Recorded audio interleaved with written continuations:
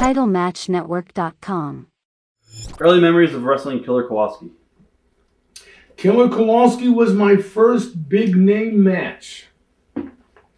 Walter, I was doing some little bitty shows, around Pittsburgh in the high schools. Bruno still had the territory then.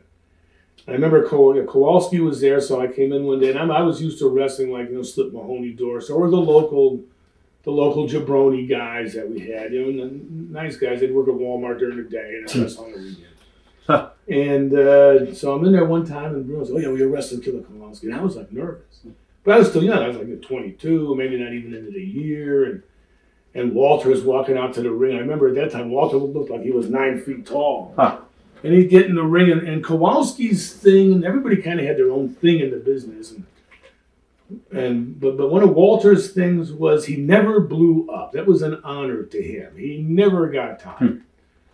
And he never really did anything. He wasn't a wrestler. He was kind of what the hell would we call him? He was just constant motion. He'd be either punching you, kicking you, biting you, falling down, running around. But there was constant motion, but he never really did much of anything in terms of a story. But he prided himself on never blowing up and never getting tired.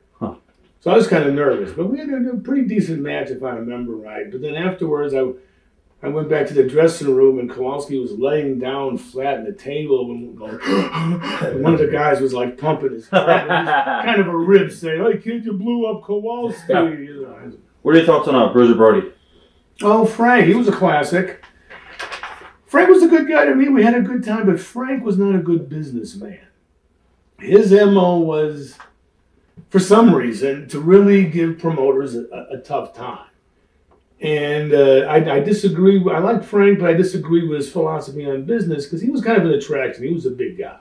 He'd go somewhere for 6 months and then go somewhere else for 6 months. And he made some good money, did great in Japan. Right.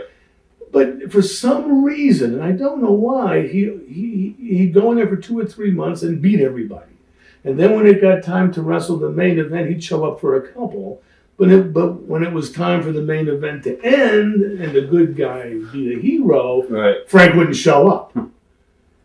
So that really killed people's business. Right. And it was a nasty thing to do. I couldn't figure out why Frank did it because he wasn't a bad guy. And all he would have done was make more money, and who gave a shit? And then he could go somewhere else and do the same thing, and then come back in a year or two later and just constantly make money. But he had a very nasty habit about that, and unfortunately, he did it to the wrong guy in the wrong place. Right. And that's what happened to him. You think Verne ever fell out of touch with the business? Not for what he believed in. Right. He was in touch with it a lot. And then, when it would start changing, it's not like he lost touch with it. His beliefs just wouldn't go. Too old school? Yeah. But all old school means is you do what you have to do to make money in a system that gives the fans drama. And the new school is basically we don't care about drama. We just want to give you a big production. Fireworks, music, bodies falling from the sky. Buy these dolls, buy these. Everything is lights and production, but there's no drama. The most popular thing in today, I wind up watching it. I've been doing it so long before it was popular. It was the silly poker tournaments. People watch poker tournaments all day long, and all the guys do is sit there, and they do this. Yeah. And people are staring at the TV. He's going, but there's drama. This guy goes all in. He's wiped out. Right. Yeah. In wrestling, their theory now is no one even ties up. One guy's in the ring. One guy has to run down the ramp, shoot in. They start punching. They flip around, and the people are sitting there. They'd rather watch poker where people are doing absolutely nothing because there's no drama. And then the old school, it was a drama. It was a thrill. Now the thrill doesn't come from drama. It just comes from either a dead body or something blowing up or music but it's a cheap thrill. Right. That's why the business is down. Any other big memories that stick out for you for AWA? Well, I tell you what, I pulled off a hell of a stunt with this fighter that went real good. When I had the ninja Mr. Gomi and Scott Ledoux. Right. We did, Canvas Back Ladue. But that was kind of unique. And that went over real good. I mean, people got into it, and Ladue did a hell of a job. And I think that kind of boxer, wrestler match thing worked out real good back then. And that was one of my, fond things back in the AWA. I had a great time working there. It was like one of the last of the territories. It was Ninja Go. I heard he had the worst breath of anybody. That was the guy from Portland, right? The Japanese guy. There was 3 of them. Really? I heard he was notorious because he would eat garlic and every day, like Korean barbecue, and he'd always breathe on the guys. Well, you know what? I didn't get close to it. There was one from Japan, Mr. Go. He might have been the Oregon guy. Right. Then he went back to Japan or something, so we put Steve Olsenowski in the Mr. Go outfit. And he was a classic. And after a while, it was like a Pollock trying to be the ninja. Ninja, oh. So then we brought this kid, Sunji, who was about 6'6", and we called him the Super Ninja. Huh. He was a kid from Japan. Nice kid. He's probably still over there working. 87, I left.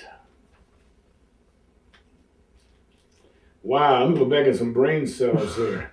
87 Starcade. Is that the one with Bobby Eaton of the War Games? Or? Nah, that's when you went to Crockett and you were with Gary Hart and Al Perez. And... That was before Baby Doll. Yeah, Baby Doll was afterwards. Starcade. I think he came in, wasn't it a TV title, NWA TV title, something? So you guys... Well, you know what? I was with the AWA a little bit. And things were working out okay, but I wanted a bigger push at the time. But again, the politics were still, like I said, a little too much Bockwinkel, a little too much. Verne was holding on a little too much to. Do you think Verne was like? I mean, he had Nick Bockwinkel as his champion. He was like 53. Yeah, it was too much. It was too much.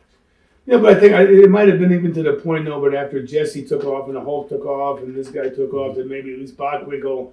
Verne figured won't take off with the belt, so he won't screw me over like the other guys just did. So. Well, we did a Mean Gene shoot. He said that when Mean Gene first left and went to New York, Mean Gene and Vince called Verne at the office and offered Verne $10 million and a spot in WWE, and Verne told him to go to hell.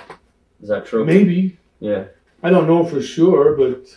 That's what Mean Gene said. I would have taken the $10 million and said, look, take the $10 million, I'm not working and doing nothing. I'm going to Vegas with a beautiful deaf mute. But that's what I would have done. But there was egos, those guys. To make that much money, you need an ego because it's beyond money. Right. It's beyond money. So it was just too much. But then I went down. I think I went down because, it was time to take a break. I wanted a bigger push in the AWA, and they weren't ready yet. TitleMatchNetwork.com